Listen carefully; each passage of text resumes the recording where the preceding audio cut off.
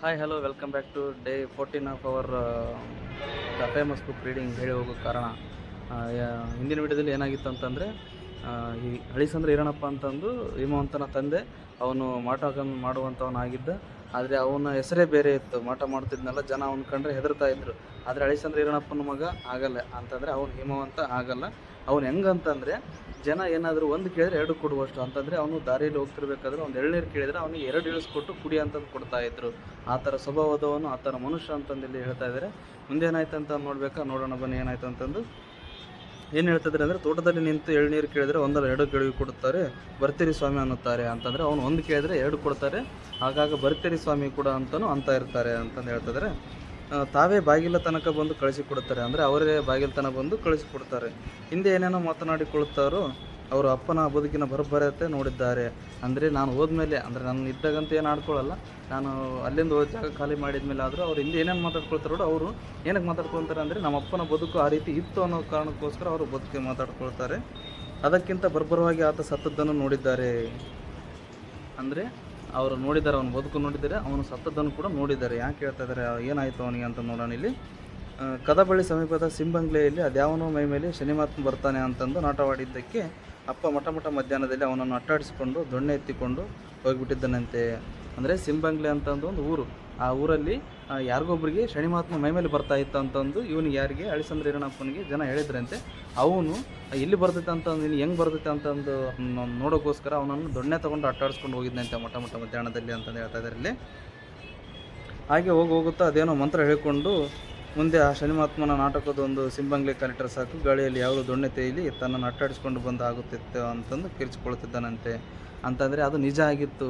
ಯಾಕಂದರೆ ಅವನು ಹಂಗೆ ಅಟ್ಟಾಡಿಸ್ಕೊಂಡು ಹೋದ್ಮೇಲೆ ಅದು ಅಲ್ಲಿಗೆ ಅದು ಮುಗಿದಾದ್ಮೇಲೆ ಅವನು ಬಿಟ್ಟ ಮೇಲೆ ಇವನಿಗೆ ಆ ಸಿಂಬಂಗ್ಲೆ ಹತ್ರ ಹೋದಾಗಲೆಲ್ಲ ಅಲ್ಲಿ ಒಂದು ಗಾಳಿಯಲ್ಲಿ ದೊಣ್ಣೆ ಅಟ್ಟಾಡಿಸ್ಕೊಂಡು ಇವನು ಹೊಡಿಯೋಕ್ಕೆ ಬರ್ತಾ ಇತ್ತಂತೆ. ಅಂದರೆ ಹಳಿಸಂದ್ರ ಈರಣಪ್ಪನ ಅಂತಂದು ಹೇಳ್ತಾ ಇದ್ದಾರೆ ಇಲ್ಲಿ. ಅಟ್ಟಾಡಿಸ್ಕೊಂಡು ಬರ್ತಾ ಇತ್ತಂತೆ. ಅಂಥ ಮನುಷ್ಯ ಅಪ್ಪ ಅಂತಂದು ಹೇಳ್ತಾ ಇದ್ದಾರೆ. ಅಂಥ ನಮ್ಮಪ್ಪ ಅದನ್ನೆಲ್ಲ ಅಂಥ ಮನುಷ್ಯ ಅವನು. ಕೋಡಿ ಬೆಳಗುಳದಲ್ಲಿ ಅದ್ಯಾವುದು ಹೆಂಗಸಿಗೆ ಹಿಡಿದ ಪ್ರೇತವನ್ನು ಬಿಡಿಸಿ ಮರಕ್ಕೆ ನೇತು ಹಾಕಿ ದಿನಗಟ್ಟಲೆ ಅದನ್ನು ಅಲ್ಲೇ ಬಿಟ್ಟು ದೇಶಾಂತರ ಹೋಗಿಬಿಟ್ಟಿದ್ದಾನಂತೆ. ಏನು ಹೇಳ್ತಾ ಇದ್ದಾರೆ ಅಂತಂದರೆ, ಇಲ್ಲಿ ಕೋಡಿ ಬೆಳಗುಳದಲ್ಲಿ ಒಂದು ಹೆಂಗಸಿಗೆ ದೆವ್ವ ಬಂದಿತ್ತಂತೆ, ಒಂದು ಪ್ರೇತ ಬಂದಿತ್ತು, ಅಟ್ಟಾಡಿಸ್ಕೊಂಡಿತ್ತಂತೆ. ಅದನ್ನು ಅವನು ಬಿಡಿಸಿ ಆ ಮರಕ್ಕೆ ನೇತು ಹಾಕಿಬಿಟ್ಟು ಒಂದು ದೇಶಾಂತರ ಹೋಗಿಬಿಟ್ಟಿದ್ದಂತೆ. ಅದನ್ನು ಅಂತ ಹೇಳ್ತಾ ಇದ್ದಾರೆ ಇಲ್ಲಿ. ದೇಶಾಂತರ ಹೋಗಿಬಿಟ್ಟಿದ್ದನಂತೆ ಅಪ್ಪ. ಅದ್ಯಾರೋ ಅಗಸರ ಗಂಡಸಿನ ಪ್ರೇತವಂತೆ ಅದು. ಅಂದರೆ ಅವಳ ಮೈ ಮೇಲೆ ಬಂದಿದ್ದು, ಹೆಂಗಸಿನ ಮೈ ಮೇಲೆ ಬಂದಿದ್ದು ಯಾವುದು ಅಂತಂದರೆ ಅಗಸರ ಗಂಡಸಿನ ಪ್ರೇತ. ಅವನು ಅಗಸರ ಗಂಡಸಂತೆ, ಅವನ ಹೆಸರು. ಅವನು ಪ್ರೇತ ಅವನ ಮೇಲೆ ಬಂದಿತ್ತು. ಮಧ್ಯಾಹ್ನದ ಹೊತ್ತು ಯಾರಾದರೂ ಒಂಟಿಯಾಗಿ ಆ ಮರದ ಹತ್ತಿರಕ್ಕೆ ಹೋದರೆ ಸಾಕು, ಕುಳೆ ಆಗದೆ ಬಟ್ಟೆ ಬಿಚ್ಚಿಕೊಡಿ ಒಕ್ಕೊಡ್ತೀನಿ ಅನ್ನುತ್ತಿತ್ತಂತೆ. ಅಂತಂದರೆ ಮಧ್ಯಾಹ್ನದ ಹೊತ್ತಿಗೆ ಅಲ್ಲೊಂದು ಮರ ಇತ್ತು, ಆ ಮರದ ಹತ್ರ ಹೋಗ್ತಾ ಇದ್ದರೆ ಏನು ಮಾಡ್ತಾಯಿತ್ತಂತೆ ಆ ಪ್ರೇತ ಅಂತಂದರೆ, ಬಟ್ಟೆ ಬಿಚ್ಚಿಕೊಡಿ ನಾನು ಒಕ್ಕೊಡ್ತೀನಿ ಅಂತ ಆಯಿತು. ಯಾಕಂದರೆ ಅದು ಅಗಸರ ಪ್ರೇತ ಅಲ್ಲ, ಅದಕ್ಕೆ ಬಟ್ಟೆ ಒಕ್ಕೊಡ್ತೀನಿ ಕೊಡ್ರಿ ಅಂತ ಅನ್ನುತ್ತಿತ್ತಂತೆ. ಕಡೆಗೆ ಒಂದು ವರ್ಷವಾದ ಮೇಲೆ ಗೂಳಿ ಹೊನ್ನಳ್ಳಿಯಲ್ಲಿ ಶಾನುಭೋಗರ ಮನೆಗೆ ಅಪ್ಪ ಬಂದಿದ್ದಾನೆಂಬ ಸುದ್ದಿ ಕೇಳಿದ ಕೋಡಿ ಬೆಳಗೊಳದ ಜನ ಖುದ್ದಾಗಿ ಹೋಗಿ ಅಪ್ಪನ ಕೈಕಾಲು ಹಿಡಿದು ಮರತಕ್ಕೆ ನೇತು ಹಾಕಿದ್ದ ಪ್ರೇತವನ್ನು ಬಿಡುಗಡೆ ಮಾಡಿಸಿದಾರಂತೆ. ಅಂತಂದರೆ ಇಲ್ಲಿ ಯಾವುದು ಇದು ಗೂಳಿ ಹೊನ್ನಳ್ಳಿ ಅಂತಂದು ಅಲ್ಲಿತ್ತು. ಆ ಗೂಳಿ ಹೊನ್ನಳ್ಳಿಗೆ ಈ ಯಾರು ಹಿಮವಂತನ ಅಪ್ಪ ಬಂದಿದ್ದಂತೆ ಆ ಊರಿಗೆ. ಆ ಬಂದ ಸಂದರ್ಭದಲ್ಲಿ ಇವರು ಅವನ ಹತ್ರ ಆ ಪ್ರೇತನ ಮರಕ್ಕೆ ನೇತಾಕಿದ್ನಲ್ಲ, ಅದನ್ನ ಬಿಡಿಸೋಕ್ಕೋಸ್ಕರ ಅವ್ರ ಮನೆಗೆ ಹೋಗಿ ಕೈಕಾಲು ಹಿಡಿದುಕೊಂಡು ಅದನ್ನು ಹೆಂಗಾದ್ರೂ ಮಾಡಿ ಬಿಡಿಸೋ ಅಂತಂದು ಹೇಳಿದ್ರಂತೆ. ಯಾಕಂತಂದರೆ ಅವನು ಒಂದು ವರ್ಷ ಆಗಿತ್ತು ಆ ಮರಕ್ಕೆ ನೇತಾಕಿ ಆ ಪ್ರೇತವನ್ನು ಹಂಗೆ ಬಿಟ್ಟು ಹೋಗಿಬಿಟ್ಟಿದ್ನ. ಯಾಕಂದರೆ ಅಲ್ಲಿ ಜನ ತಿರುಗಾಡಿದಾಗಲ್ಲ ಮರಕ್ಕೆ ಆಗ್ಲೆಲ್ಲ ನೀನು ಬಟ್ಟೆ ಬಿಚ್ಚಿಕೊಟ್ಟು ನಾವು ಕೊಡ್ತೀನಿ ಅನ್ನುತ್ತಿತ್ತಲ್ಲ, ಅದರಿಂದ ಬೇಸತ್ತಿದ್ರು. ಅದಕ್ಕೋಸ್ಕರ ಅವರು ಕೈಕಾಲು ಹಿಡಿದುಕೊಂಡು ಅವನನ್ನು ಬಿಡಿಸುವಂತೆಂದು ಕೇಳ್ಕೊಂಡ್ರಿ. ಇಲ್ಲಿ ಮಾಡಿದ್ದ ಪ್ರೇತವನ್ನು ಬಿಡುಗಡೆ ಮಾಡಿಸಿದ್ರಂತೆ. ಅಂಥ ಮನುಷ್ಯ ಅಪ್ಪ ಇಲ್ಲಿ ಅಂತಂದು ಹೇಳ್ತಾ ಇದ್ದಾರೆ. ಅಂಥ ಅಪ್ಪ ಸತ್ತಿದ್ರು ಮಾತ್ರ ಸಾಯಬಾರದ ಸಾವೇ. ಅವನಿಗೆ ಬರ್ಬಾರ ಸಾವೇ ಬಂದಿತ್ತು. ಇಂಥ ಮನುಷ್ಯ ಇದ್ನಲ್ಲ, ಅವನಿಗೆ ಬರ್ಬಾರ ಸಾವೇ ಬಂದಿತ್ತು.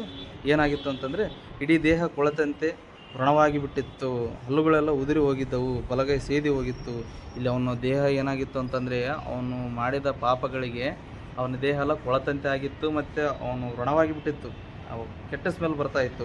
ಹಲ್ಲುಗಳೆಲ್ಲ ಅವನಿಗೆ ಬಾಯಲ್ಲಿ ಹಲ್ಲುಗಳು ಒಂದೂ ಇಲ್ಲ, ಎಲ್ಲಸು ಉದುರಿ ಹೋಗಿದ್ದವು, ಮತ್ತು ಬಲಗೈ ಸೇದಿ ಹೋಗಿತ್ತು. ಅಂದರೆ ಏನು ಕೆಲಸನೇ ಮಾಡೋಕ್ಕೆ ಬರ್ತಾಯಿದ್ದಿಲ್ಲ ಅವನಿಗೆ. ಈ ಥರ ಕೈ ಆಡಿಸೋಕ್ಕೆ ಬರ್ತಾಯಿದ್ದಿಲ್ಲ, ಕೈಯೆಲ್ಲ ಸ್ವಾಧೀನ ಇದ್ದಿಲ್ಲ. ಅಂತಂದರೆ ಅವನ ಕೈಯಲ್ಲಿ ಶಕ್ತಿ ಇದ್ದಿಲ್ಲ, ನಿರ್ಶಕ್ತಿ ಆಗಿತ್ತು. ತೋಟದ ಮನೆಯ ಹತ್ತಿರಕ್ಕೆ ಹೋದರೆ ದುರ್ವಾಸನೆಯಂತೆ. ಅಂದರೆ ಅವನು ಒಂದು ತೋಟದ ಮನೆಯಲ್ಲಿದ್ನಲ್ಲ, ಆ ಮನೆ ಹತ್ರ ಹೋದರೆ ಸಾಕು ಕೆಟ್ಟ ದುರ್ವಾಸನೆ ಬರ್ತಾಯಿತ್ತು ಅವನು. ಯಾಕಂದರೆ ಬಾಡಿ ಕೊಳ್ತಾ ಇದ್ದಲ್ಲ, ಅದಕ್ಕೋಸ್ಕರ ಬರ್ತಾಯಿತ್ತು ಅಂತಂದು ಯಾರು ಹೇಳ್ತಿದ್ರು ಅಂತಂದರೆ, ಇವಳು ಚಿಕ್ಕತ್ತೆ ಇದ್ಲಲ್ಲ, ಹಿಮವಂತನ ಚಿಕ್ಕತ್ತೆ ಹೇಳ್ತಾ ಇದ್ಲು. ಅಮ್ಮನನ್ನು ಕೊಂದ ಪಾಪ ಆತನಿಗೆ ಮೈ ತುಂಬ ಅಂಟಿಕೊಂಡಿತ್ತು. ಅಂತಂದ್ರೆ ಇಲ್ಲಿ ಏನು ಹೇಳ್ತಾ ಇದ್ದಾನೆ, ಅಮ್ಮ ಅಂದರೆ 7 ತಿಂಗಳಿದ್ದ ಗರ್ಭಿಣಿಯನ್ನು ತಾಯಿ ಮಗುವನ್ನು ಕೊಂದಿದ್ನಲ್ಲ ಅಪ್ಪ, ಅದಕ್ಕೋಸ್ಕರ ಅವ್ನ ಮೈ ತುಂಬ ಹಾಕಿ ಪಾಪನೇ ಅಂಟ್ಕೊಂಡ್ಬಿಟ್ಟಿದೆ ಅಂತಂದು ಇಲ್ಲಿ ಹೇಳ್ತಾ ಇದ್ದಾರೆ. ಕೆಲವೇ ತಿಂಗಳುಗಳಲ್ಲಿ ಹಾಗಾಗಿ ಹೋದ ಅಂತಂದರೆ ಕೆಲ ತಿಂಗಳುಗಳು ಏನಾಗಿ ಹೋದ ಅಂತಂದು ಇಲ್ಲಿ ಗೊತ್ತಾಗುತ್ತೆ ಮುಂದೆ. ಹಂಗೆ ಆಗಿಬಿಟ್ಟಿತ್ತು ಅವನಿಗೆ ಪರಿಸ್ಥಿತಿ ಅಂತ ಹೇಳ್ತಾ ಇದ್ದಾರೆ. ಏನಾಗಿತ್ತು ಅಂತಂದರೆ, ಪರಿಚಯದವರು ಬಂದು ಬಾಗಿಲಲ್ಲಿ ಊಟ ಬಿಟ್ಟು ಹೊರಟು ಹೋಗುತ್ತಿದ್ದಾರಂತೆ. ಅಂದರೆ ಆ ತೋಟದ ಮನೆಯಲ್ಲಿ ಪರಿಚಯ ಇದ್ದವ್ರು ಯಾರಾದರೂ, ಈಗ ಅಕ್ಕಪಕ್ಕ ಮನೆ ಅಂತಂದರೆ ಊಟ ಕೊಡ್ತಾರಲ್ಲ, ಆ ಥರ ಬಂದು ಊಟ ಬಿಟ್ಟು ಹೋಗ್ತಾ ಇದ್ರಂತೆ. ಊಟ ಇಟ್ಟು ಹೋಗ್ತಾ ಇದ್ದರು. ಮನೆಯೊಳಗಿನ ದುರ್ವಾಸನೆ ಭರಿಸಲು ಯಾರಿಗೂ ಆಗುತ್ತಿರಲಿಲ್ಲ. ಯಾಕೆಂದರೆ ಊಟ ಇಟ್ಟು ಹೋಗ್ಬೇಕಲ್ಲಿ, ಯಾಕಂದರೆ ಅವನು ಕೊಳತ ಸ್ಮೆಲ್ಲು ಭಾಳ ಇದೆ, ಅವ್ನ ದುರ್ವಾಸನೆ ಅದನ್ನು ತಡ್ಕೊಳ್ಳಾರ್ದೆ ಅವ್ರು ಅಲ್ಲೇ ಊಟ ಇಟ್ಟು ಹೋಗ್ತಾ ಇದ್ದರು. ಮಾತನಾಡಿಸೋಣವೆಂದರೆ ಹೆದರಿಕೆ, ಬೇರೆ ಕಡೆಗಣ್ಣಿಗಂತೂ ಕಣ್ಣು ಹೋಗಿಬಿಟ್ಟಿದ್ದವು. ಅಂದರೆ ಅವನು ಮಾತಾಡ್ಸೋಕ್ಬಿಟ್ಟು ಅವ್ರಿಗೆ ಹೆದರಿಕೆ, ಯಾಕಂದರೆ ಅವ್ನು ಮಾಟ ಮಂತ್ರ ಮಾಡ್ತಾನೆ, ಏನು ಮಾಡ್ತಾವ್ರೆ ಇವರು, ನಮಗೇನಾದ್ರು ಮಾಡಿದ್ರೆ ತೊಂದರೆ ಆಗುತ್ತೆ ಅಂತಂದು ಅವನು ಅವ್ರು ಮಾತಾಡ್ಸೋಕ್ಕೂ ಹೋಗ್ತಾ ಇದ್ದಿಲ್ಲ. ಅವನಿಗೂ ಹೋಗ್ತಾ ಹೋಗ್ತಾ ಕಣ್ಣುಗಳೇ ಹೋಗಿಬಿಟ್ಟಿದ್ದವು. ತಟ್ಟೆ ಎಲ್ಲಿ ಎಂಬುದನ್ನು ತಾನೇ ವಾಸನೆ ಹಿಡಿದು ಪತ್ತೆ ಹಚ್ಚಿಕೊಂಡು ಬೋರಲಾಗಿ ಅದರ ಮುಂದೆ ಬಿದ್ದುಕೊಂಡೇ ತಟ್ಟೆಗೆ ಬಾಯಿ ಹಾಕಿ ಪಚ ಪಚ ತಿನ್ನುತ್ತಿದ್ದಾನಂತೆ. ಅಂತಂದರೆ ಹೋಗ್ತಾ ಹೋಗ್ತಾ ಹೋಗ್ತಾ ಅವನಿಗೆ ಯಾರು ನೋಡ್ಕೇಳದೇ ಇರೋ ಕಾರಣ ಅವನಿಗೆ ಕಣ್ಣು ಹೋಗಿಬಿಟ್ಟಿದ್ದು. ಅವನು ಆ ಊಟದ ವಾಸನೆ ಹಿಡ್ಕೊಂಡು ತಟ್ಟೆ ಹತ್ರ ಹೋಗಿ ತಟ್ಟೆಗೆ ಬಾಯಿ ಹಚ್ಚಿ ತಿಂತಾ ಇದ್ದಂತೆ. ಅದು ಯಾವ ಥರ ತಿಂತಿದ್ದ ಅಂದರೆ ಪಚ ಪಚ ತಿಂತಾ ಇದ್ದ ಅಂತಂದು ಹೇಳ್ತಾ ಇದ್ದಾರೆ ಇಲ್ಲಿ. ಮುಂದೆ ಅದನ್ನು ನಿಲ್ಲಿಸಿಬಿಟ್ಟ ಅಂತಂದರೆ ಅದು ಊಟನೂ ಕೊಡೋದು ಬಿಟ್ಬಿಟ್ರು, ಯಾಕಂದರೆ ದುರ್ವಾಸನೆ ಬರ್ತೈತೆ, ಅವನ ಹೆದರಿಕೆ ಬೇರೆ. ಅದು ಮುಂದೆ ಹೋಗ್ತಾ ಹೋಗ್ತಾ ಅವನಿಗೆ ಊಟನೂ ಸಿಗಲಿಲ್ಲ, ಅದನ್ನು ಆ ಥರ ತಿನ್ನೋದು ನಿಲ್ಲಿಸ್ಬಿಟ್ಟ.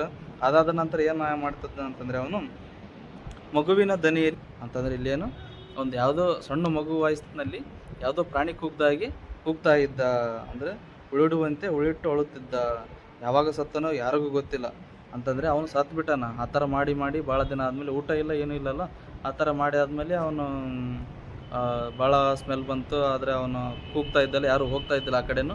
ಆ ಶಬ್ದ ನಿಲ್ತಾದ್ಮೇಲೆ ಅವನು ಸತ್ತೋಗ್ಯಾನಂತಂದು ಗೊತ್ತಾಗುತ್ತೆ. ಅದು ಯಾವಾಗ ಗೊತ್ತಾಗುತ್ತೆ ಅಂತಂದರೆ, ಅದು ಬಾಡಿ ಎಲ್ಲ ಸ್ಮೆಲ್ ಬಂದಮೇಲೆ ಗೊತ್ತಾಗುತ್ತೆ. ಹೆಣದ ವಾಸನೆ ವಿಪರೀತವಾದ ಮೇಲೆ ಜನ ನೋಡಿಕೊಂಡದ್ದು, ಅಂದರೆ ಅವರು ಸತ್ತಾಗೆ ಅವನಿಗೆ ಗೊತ್ತಾಗಿದ್ದು ಅವರಿಗೆಲ್ಲರಿಗೂ. ಚಿಕ್ಕತ್ತೆ ಹೋಗಿದ್ದಾಳಂತೆ, ಶವ ಸಂಸ್ಕಾರ ಮಾತ್ರ ಭರ್ಜರಿಯಾಗಿ ಮಾಡಿದರಂತೆ. ಅಂದ್ರೆ ಅವನು ಇರತನಂತೂ ಯಾರಿಗೂ ಒಳ್ಳೇದು ಮಾಡಲಿಲ್ಲ. ಅವ್ನು ಬೇರೆ ಹೋಗಿ ತೋಟದ ಮನೆಯಲ್ಲಿದ್ದ, ಯಾರಿಗೂ ಒಂದು ಉಪಕಾರ ಮಾಡೋಕ್ಕಾಗಲಿಲ್ಲ. ಆದರೆ ಅವನು ಸತ್ತಾಗಂತೂ ಅವ್ರು ಚೆನ್ನಾಗಿದ್ದ ಅಂತ ನೋಡ್ಕೊಳ್ಳಿಲ್ಲ. ಸತ್ತಾಗಂತೂ ಅವ್ನು ಚೆನ್ನಾಗಿ ಮಾಡ್ಬೇಕಂತಂದು ಅವ್ರು ಭರ್ಜರಿಯಾಗಿ ಮಾಡಿದಾರಂತೆ ಅವನ ಶವ ಸಂಸ್ಕಾರ. ಹಳಿಸಂದ್ರದಿಂದ, ಅಂದರೆ ಅವನು ಹಳಿಸಂದ್ರದಿಂದ ಹಿಡಿದು ಚನ್ನರಾಯಪಟ್ಟಣದ ತನಕ ಎಲ್ಲ ಹಳ್ಳಿಯವರು ಮನೆಗೊಬ್ಬರಂತೆ ಸೇರಿದ್ದಾರಂತೆ. ಅಂದರೆ ಅವನ ಶವ ಸಂಸ್ಕಾರಕ್ಕೆ ಅದು ಯಾವುದು ಇದು ಹಳಿಸಂದ್ರದಿಂದ ಹಿಡಿದು ಚನ್ನರಾಯಪಟ್ಟಣ ತನಕ ಮನೆಗೊಬ್ಬರಂತೆ ಬಂದಿದ್ದಾರಂತೆ. ಅಷ್ಟು ಜನ ಕೂಡಿತ್ತಂತೆ ಅವನ ಶವ ಸಂಸ್ಕಾರಕ್ಕೆ. ಸಿಬಂಗ್ಲೆ ಅಂತೂ ಊರೇ ಎದ್ದು ಬಂದಿತ್ತು. ಸಿಬಂಗ್ಲೆ ಅಂತ ಊರಿತ್ತಲ್ಲ, ಯಾಕಂದರೆ ಪ್ರೇತ ಬಿಡಿಸಿದ್ ನೋಡು, ಆ ಒಂದು ಉಪಕಾರಕ್ಕೋಸ್ಕರ ಆ ಊರಿನ ಜನ ಎಲ್ಲರೂ ಅವ್ನು ನೋಡೋಕ್ಕಾಗಿ ಬಂದಿದ್ದರಂತೆ. ಹಿಮಂತನಿಗೆ ಯಾವುದೂ ನೆನಪಿಲ್ಲ. ಹಳಿಸಂದ್ರದ ಕಡೆಗೆ ಹೋದಾಗಲೆಲ್ಲ ಮಾಟದ ಈರಣಪ್ಪನ ಮಗನಂತೆ ಕಣವ್ವ ಎಂದು ಯಾರಾದರೂ ಮಾತಾಡಿಕೊಂಡರೆ ಜೀವ ಹಿಂಡಿದಾಗುತ್ತೆ ಅನ್ನುತ್ತಿದ್ದ ಹಿಮವಂತ. ಇದೇನಾಗ್ತೈತೆ ಅಂತಂದರೆ, ಅವರಪ್ಪ ಎಂಥ ಮನುಷ್ಯ ಅಂತಂದು ಇಲ್ಲಿ ಗೊತ್ತಾಯಿತು. ಯಾಕಂತಂದರೆ ಅವನು ಮಾಟ ಮಾಡ್ತಿದ್ದ, ಜನರಿಗೆ ಹೆದರಿಕೆ ಇಟ್ಟಿದ್ದ. ಅದೊಂದು ಕಾರಣಕ್ಕೆ ಜನರು ಹೆದರ್ತಾ ಇದ್ದರು.